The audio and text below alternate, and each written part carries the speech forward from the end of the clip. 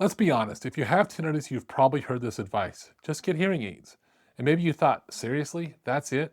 Well, I don't blame you. It sounds too simple. If the ringing's in my head, how is turning up the outside noise supposed to help? But here's the thing for most people, that ringing isn't random. It's your brain reacting to sound that it's not getting from your ears. And that changes everything. If you're navigating hearing loss or struggling with ringing in your ears, then you've come to the right place. The All Ears Hearing and Tinnitus podcast is your go-to source for expert insights, real stories, and cutting-edge solutions in hearing health. We'll dive into the latest advancements in hearing healthcare, explore groundbreaking treatments for tinnitus, and offer practical tips for better hearing. Here to help you tune into a world of better hearing, here's your host from Timpanogos Hearing and Tinnitus, Dr. Layne Garrett. I'm Dr. Layne Garrett, founder of Timpanogos Hearing and Tinnitus in Utah, and for over 20 years, I've been helping people navigate both hearing loss and that maddening buzz that never seems to quit. And today, I want to give you the real story. No hype, no fluff, just straight answers about how hearing aids actually help with tinnitus, when they work, why they work, and who they work for, and who they don't work for. First, let's talk about why hearing loss and tinnitus are connected in the first place, because understanding this is key to understanding how hearing aids can help you. Here's what happens. When you have hearing loss, your ears aren't sending as much information to your brain as they used to. And your brain will notice this. And instead of just accepting that reduced input, your brain will try to compensate by turning up its own internal volume. It increases activity in the auditory system because it's essentially trying to fill in the gaps where sound is missing. A 2023 study from Harvard Medical School and the Massachusetts Eye and Ear Institute measured auditory nerve responses in nearly 300 people. What they found was fascinating. People with chronic tinnitus showed loss of auditory nerve fibers even when their hearing tests looked normal, and they also showed increased activity in their brainstems. The brain was literally becoming hyperactive in response to reduced sound input. This explains why tinnitus and hearing loss are found together in more than 90% of tinnitus cases. Your tinnitus isn't random. It's your brain's response to not getting the auditory information it needs. Now here's the good news. If your brain is overactive because it's not getting enough sound, what happens when you start giving it more sound again through hearing aids? That hyperactivity starts to calm down. So let's get into the specifics of how hearing aids reduce tinnitus. There are three main ways that they help. First, they restore auditory input. By amplifying the sounds that you're missing, hearing aids give your brain the external sound information it's been craving. When your brain starts receiving adequate sound again, it doesn't need to work as hard or stay in that hyperactive, compensating state. This often leads to a direct reduction in how much you notice your tinnitus. Second, they provide something called sound enrichment. Even when you're in a quiet environment, hearing aids are picking up the ambient sound around you that you normally wouldn't hear, like the hum of your refrigerator or distant traffic, the rustling of your clothes. And these sounds give your brain something else to focus on besides that tinnitus. It's not masking in the traditional sense where you're just trying to cover up the tinnitus completely. Instead, it's giving your brain something more interesting to process. And third, many modern hearing aids will have built-in tinnitus sound therapy features. These can play gentle sounds like ocean waves, white noise, or customized therapeutic sounds directly through the hearing aids. This gives you another tool for managing particularly bothersome moments with your tinnitus.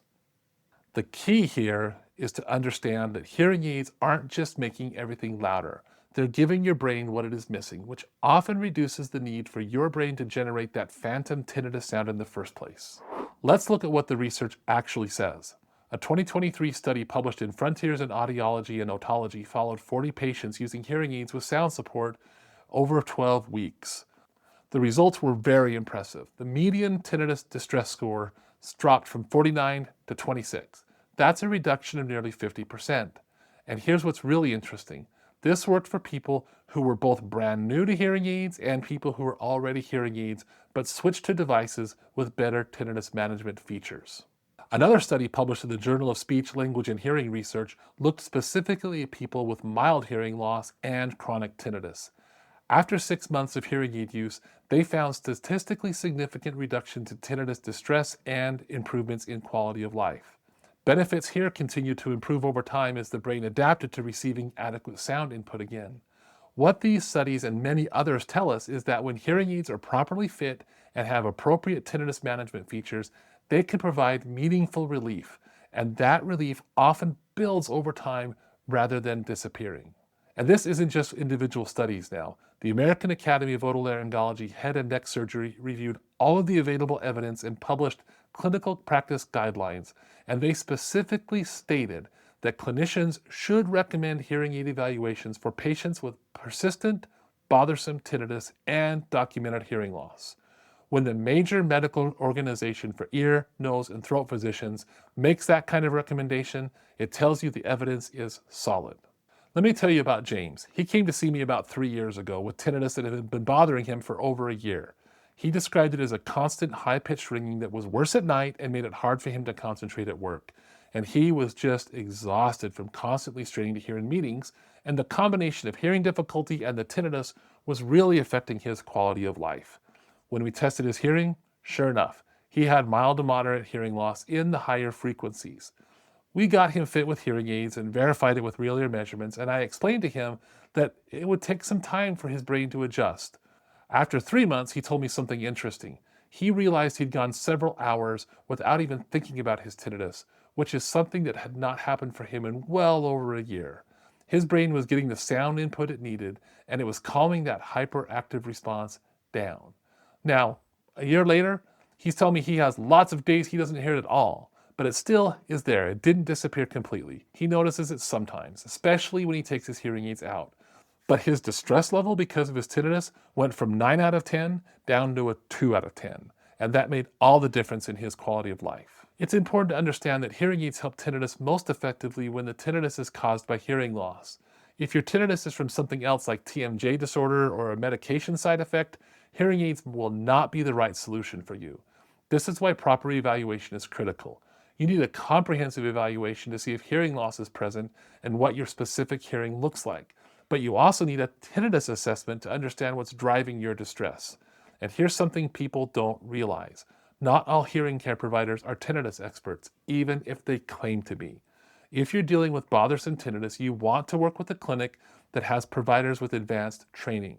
Look for clinics where at least some of the providers there hold a certificate holder in tinnitus management from the American Board of Audiology. This means that they've gone through specialized tinnitus training.